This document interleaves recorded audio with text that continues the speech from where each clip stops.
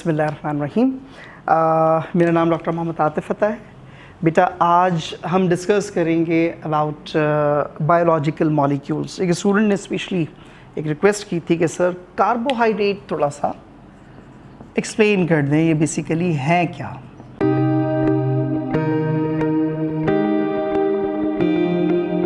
तो आज हमारा जो टॉपिक है वो फर्स्ट ईयर के चैप्टर नंबर 2 बायोलॉजिकल मॉलिक्यूल से है, that is carbohydrate.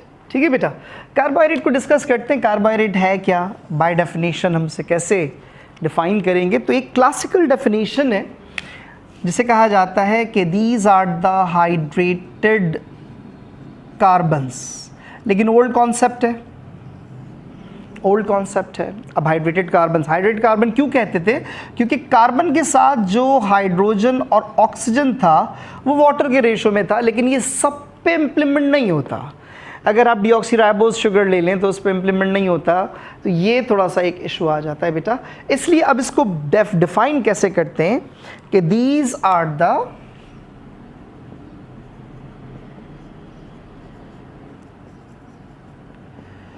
Polyhydroxy aldehyde और कीटोन। ये पॉलीहाइड्रोक्सी एल्डिहाइड और कीटोन है। क्यों? क्योंकि अगर आप इसमें कार्बन की चेन बनाएं इस तरह से, तो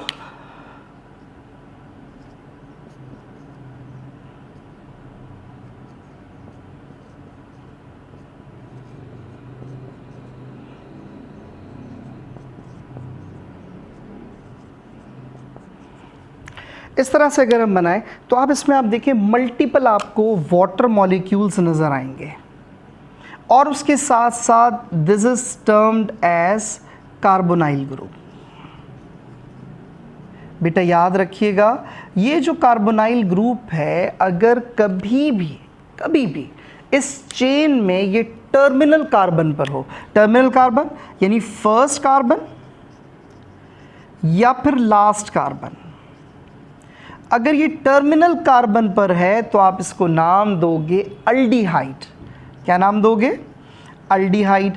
और अगर ये सेकंड कार्बन से लेकर सेकंड लास्ट कार्बन तक है, इट मींस के a carbonyl group if it lie in between terminal carbons then it is termed as ketone. यानी आपके पास जो स्ट्रक्चर हो, अगर कार्बोनाइल ग्रुप के दोनों तरफ ऐसे कार्बन्स मौजूद हैं तो कीटोन, और अगर इसके दोनों तरफ, एक तरफ हाइड्रोजन दूसरी तरफ कार्बन है बेटा, तो आप इसे नाम देंगे दिस इज अल्डिहाइड। और अगर दोनों तरफ कार्बन है तो आप इसको नाम दोगे कीटोन का। बेटा क्लियर हुई ये बात?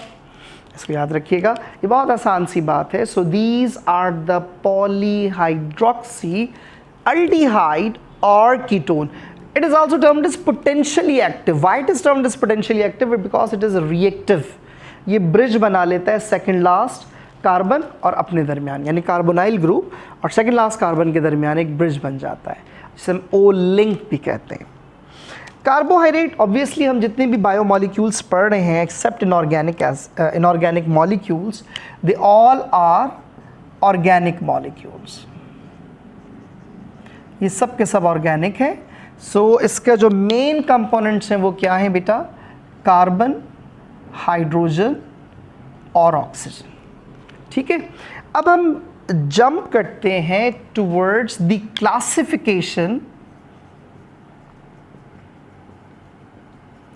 Classification of carbohydrate. कार्बोहाइड्रेट को क्लासिफाई कैसे किया है? कार्बोहाइड्रेट के बेटा इसको इस तरह से आप समझ लें कि कुछ बुक्स लिखती हैं कि कार्बोहाइड्रेट को 4 ग्रुप्स में डिवाइड किया है, जैसे monosaccharide, disaccharides, oligosaccharides, then polysaccharide. कुछ बुक्स लिखती हैं मोनोसेकेराइड, ओलिगोसेकेराइड्स एंड पॉलीसेकेराइड्स। सब ठीक है, तो ये भी गलत नहीं है। मैं आपको समझाता हूँ। आपकी बुक क्या लिखती है? आपकी बुक इसे डिवाइड करती है बेटा 3 डिफरेंट ग्रुप्स में, और वो कैसे?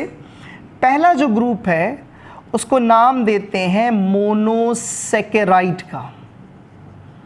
Mono stands for one single saccharide, saccharone, which is the second name of sugar. So, monosaccharides क्या हैं? A group of carbohydrate which is formed by carbon number 3 to carbon number 7 groups, यानी इसमें C3H6O3, C4H8O4, C5H10O5, C6H12O6, C77H14O7। ये आपके पास इसमें तमाम groups आ जाएंगे। इसके लिए जो सफिक्स यूज़ होती है कार्बोहाइड्रेट के लिए, वो सफिक्स यूज़ होती है बेटा OSE, ओज। जैसे इसमें 3 कार्बन है, इसको नाम देते हैं ट्रायोज। इसमें 4 कार्बन है, इसे नाम देते हैं टेट्रोज। इसमें 5 कार्बन है, पेंटोज। 6 कार्बन है, हेक्सोज। 7 कार्बन है, हैप्टोज। ये तमाम के तमाम इसमें मौजूद होंगे। ट्रायोज एक कॉमन है। इसकी एग्जाम्पल्स में क्या आ जाएगा बेटा?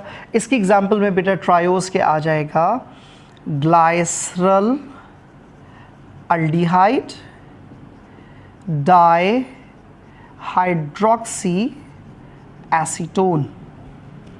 टेट्रोजेस में क्या आ जाएगा बेटा? Number 1 is erythrose, erythrulose. Pentose में क्या आ जाएगा बेटा? राइबोस और राइब्यूलोज। हेक्सोज में क्या आ जाएंगे बेटा? Glucose, fructose, mannose, galactose. ये तमाम के तमाम हो जाएंगे। हैप्टोज में क्या आ जाएगा बेटा? सीडो, हैप्ट्यूलोज। ये तमाम के तमाम मॉलिक्यूल्स, इनको हम नाम देंगे बेटा मोनोसेक्राइड्स का। ठीक है। अच्छा, यहाँ पर इसकी प्रॉपर्टीज़ की बात करते हैं। इसकी प्रॉपर्टीज़ क्या हैं बेटा? इसकी प्रॉपर्टीज़ को आप ऐसे याद रखेंगे, all monosaccharides are sweet in taste. They are sweet in taste, soluble in water, and white crystalline in nature. ये तमाम की तमाम आपको इसमें प्रॉपर्टीज़ मिलेंगी। तो मोनोसेक्राइड में जो मोस्ट अबंडेंट है बेटा, वो हमारे पास मौजूद है ग्लूकोज। ठीक है बेटा। अब हम चलते हैं ओलिगोसेक्राइड्स की तरफ, which is a second group. अब बेटा हम बात करते हैं सेकंड ग्रुप की, दैट इज़ ओलिगोसेक्राइड्स। तो ओलिगोसेक्राइड्स क्या होते हैं? जब भी आप इसे हाइड्रोलाइज करोगे तो on hydrolysis it produces 2 monosaccharides unit to 10 monosaccharide unit, यानी 2 से लेकर 10 मोनोसेक्राइड यूनिट्स तक जो केमिकल प्रोड्यूस होंगे उनको हम नाम देंगे ओलिगोसेकेराइड। तो 2 मोनोसेक्राइड, इसी तरह 3, 4, 5, 6, 7, 8, 9, 10, ये सब के सब मोनोसेक्राइड्स। अगर 2 मोनोसेक्राइड है बेटा ओलिगोसेक्राइड में, तो इन 2 मोनोसेक्राइड्स को हम नाम देते हैं डाइसेकेराइड का। इसी तरह से अगर 3 मोनोसेक्राइड हैं तो उसको नाम देंगे ट्राइसेकेराइड का। सेम अगर लास्ट में डीकासेकेराइड, दैट इज 10 मोनोसेक्राइड यूनिट्स, तो बेटा याद रखिएगा ये सब के सब इंक्लूड होंगे ओलिगोसैकेराइड्स में। डाइसैकेराइड स्टेबल फॉर्म है, प्लीज़ इसको याद रखिएगा, डाइसैकेराइड इज स्टेबल फॉर्म, तो इसको अलग कर देते हैं। बाकी ट्राइसैकेराइड से लेके डीकासैकेराइड तक ये कलेक्टिवली कहलाता है डेक्स्ट्रिन। क्या नाम देंगे इसे? डेक्स्ट्रिन, याद रखिएगा। So dextrin contain 3 monosaccharide units to 10 monosaccharide units. अब हम इसमें ज़्यादातर पढ़ते ही डाइसैकेराइड्स हैं। वो डाइसैकेराइड्स कौन कौन से कॉमनस्ट पढ़ते हैं बेटा? अगर फर्स्ट करें हम एक मोनोसैकेराइड लें ग्लूकोज, और इसके साथ एक और ग्लूकोज को ऐड कर दें, तो इसको हम नाम देंगे एक डाइसैकेराइड का, दैट इज माल्टोज। ये प्रोसेस जो हुआ है, this process is condensation, so it's a dehydration process, so it's remove water, ये वाटर को रिमूव कर देगा। इसी तरह से अगर हम एक और मोनोसैकेराइड लें और उसके साथ फर्दर मोनोसैकेराइड को ऐड कर दें, then it forms sucrose, same water eliminate होगा। हम एक और ग्लूकोज मॉलिक्यूल लें, इसके साथ गैलेक्टोज को ऐड कर दें, ये फॉर्म करेगा लैक्टोज, वाटर एलिमिनेट हो जाएगा। So these are the different examples of disaccharide which are maltose, sucrose and lactose. Properties की बात करते हैं, यहीं पे मैं आपको उसकी प्रॉपर्टीज लिख देता हूं। इसकी प्रॉपर्टीज क्या हैं बेटा?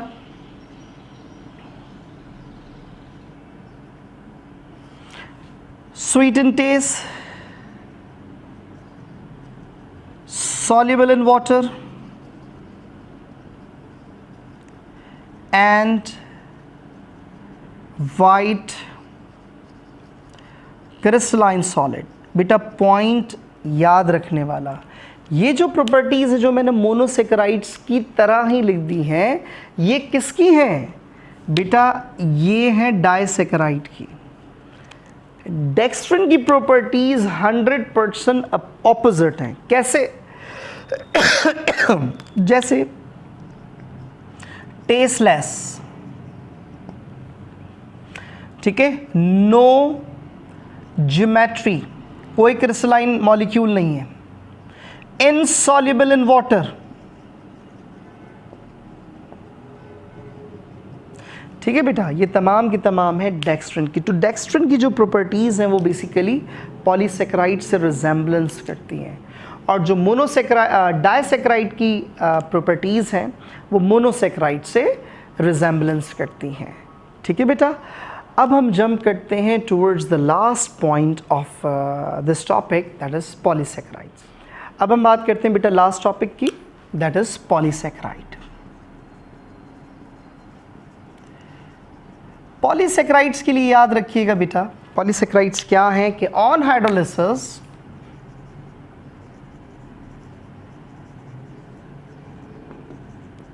it produces more than 10 monosaccharides unit। 10 से ज़्यादा मोनोसैकेराइड यूनिट्स अगर मिलते हैं that is termed as polysaccharides. अब वो 11 हो या 11,000 हो, इससे फर्क नहीं पड़ता। More than 10 then it comes in a group, in a category which is termed as polysaccharides। बेटा इसकी एग्जाम्पल्स में commonest example is glycogen, starch and cellulose। ठीक है, ये कॉमनेस्ट एग्जाम्पल है पॉलीसैकेराइड्स की। ठीक है, ग्लाइकोजन, स्टार्च और सेल्यूलोज। ग्लाइकोजन, स्टार्च और सेल्यूलोज बेटा इसमें याद रखिएगा एक पेक्युलैरिटी होती है, वो क्या? ये फर्ज करें हम ग्लूकोज के मॉलिक्यूल्स को आपस में मिला देते हैं। इसमें जो पॉइंट याद रखने वाला है बेटा, ग्लाइकोजन हो या स्टार्च हो, ये जो पॉलीसैकेराइड है कंडेंस मॉलिक्यूल होते हैं, इसमें हज़ारों लाखों की तादाद में ग्लूकोज मॉलिक्यूल अटैच होते हैं। बिकॉज बोथ जो हैं यानी ग्लूकोज और ग्लाइकोजन और स्टार्च, ये सब के सब ग्लूकोज मॉलिक्यूल से बने, सो दे आर ग्लूकोज पॉलीमर। अच्छा, इसमें दो तरह की चेन्स होती है, कि स्ट्रेट चेन होती है जिसको कहते हैं अमाइलोज, लाइक दिस, और एक इसकी ब्रांच होती है that is termed as amylopectin.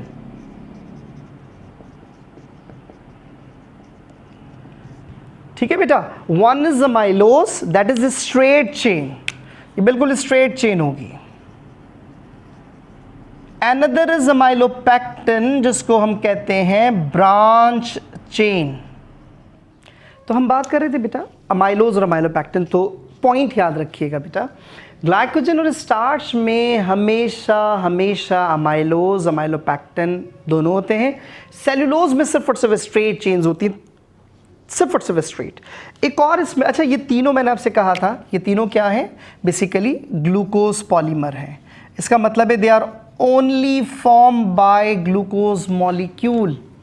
Polysaccharide को अब यहाँ पे ये बताने का मकसद क्या है, यहाँ पे बताने का मकसद ये बेटा, इसका मतलब है कि कुछ ऐसे मॉलिक्यूल्स होंगे जिसमें ग्लूकोज के अलावा भी कुछ होगा। तो इसको डिवाइड करते हैं पॉलीसेकेराइड्स को फर्दर दो कैटेगरीज में, जिसमें नंबर 1 है होमो पॉलीसेकेराइड्स। होमो पॉलीसेकेराइड का मतलब है बेटा ऐसा ग्रुप जिसमें एक ही मेंबर हो, सेम मेंबर्स हो। और number 2 is hetero polysaccharides. It contain all same members like glucose, like fructose, और इसमें different molecules। ठीक है बेटा, फॉर एग्जाम्पल होमोपॉलीसेकेराइड की एग्जाम्पल अभी हमने देखी, ग्लाइकोजन, स्टार्च, सेल्यूलोज, और हीट्रोपॉलीसेकेराइड में आ जाएगा बेटा heparin, chondroitin sulphate,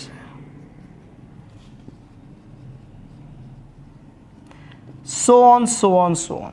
hyaluronic acid आ जाएगा, इसमें कॉन्ड्राइटिन सल्फेट आ जाएंगे, नानाज आ जाएंगे, non acetyl, N acetyl neuraminic acid, and so many molecules आ जाएंगे हीट्रोपॉलीसेकेराइड्स के अंदर। तो होमोपॉलीसेकेराइड में बेटा याद रखिएगा तमाम के तमाम सेम मॉलिक्यूल्स होंगे, और हीट्रोपॉलीसेकेराइड में डिफरेंट मॉलिक्यूल्स होंगे। यहाँ पे बेटा एक और पॉइंट याद रखिएगा कि monosaccharides why they are termed as simple sugars. तो इसका आंसर क्या है बेटा, because it can not be hydrolyse. इसके साथ अक्सर जगह पर लिखा होता है it can not be further, no further, it can not be hydrolyse, वो हाइड्रोलाइज नहीं हो सकते। फर्दर का मतलब है कि पहले हाइड्रोलाइज हुए हैं, no, it can not be hydrolyse. ठीक है बेटा, तो that's why they are termed as simple sugars. ठीक है, तो ये पॉइंट आप याद रखिएगा बेटा। अच्छा, इसकी प्रॉपर्टीज़ क्या हैं? इसकी प्रॉपर्टीज़ जो अभी हमने बात की थी, जो आपको बिल्कुल मैंने कहा था, ओलिगोसेकेराइड्स में tasteless, amorphous structure, having no structure, amorphous molecule. ठीक है बेटा, और इसके साथ साथ इनसॉल्युबल इन वाटर। तो इसमें याद रखने वाले पॉइंट बेटा याद रखिएगा कि glycogen is the storage form of glucose in animal cell, जबकि स्टार्च जो है it is the storage form of glucose in plant cell. हमारी बॉडी को जो एनर्जी देता है वो सिर्फ और सिर्फ देता है ग्लूकोज, याद रखें बस, ग्लूकोज एनर्जी देता है। ग्लूकोज को हम स्टोर नहीं कर सकते, उसकी फॉर्म को चेंज करते हैं, और उसकी फॉर्म कौन सी है बेटा, ग्लाइकोजन है या स्टार्च है। Plant cell starch, animal cell glycogen. Human body के अंदर ग्लाइकोजन दो जगह पे स्टोर होता है, one is muscle and other is liver. ठीक है बेटा, so this is all about biomolecule carbohydrate. कोई क्वेश्चन हो, कोई क्वेरी हो, आप बिल्कुल मुझसे पूछ सकते हैं। कहीं कोई कन्फ्यूजन हो उसको हम डिस्कस कर सकते हैं। और प्लीज़ सब्सक्राइब ज़रूर करें इस चैनल को। आप अक्सर लोग वीडियोस देखते हैं लेकिन शायद सब्सक्राइब नहीं करते, तो काइंडली इसे सब्सक्राइब ज़रूर करें। और कोई अगर आप समझते हैं, कोई मुझे अच्छी राय देना, तो प्लीज़ मुझे कमेंट ज़रूर करें। Thank you so much.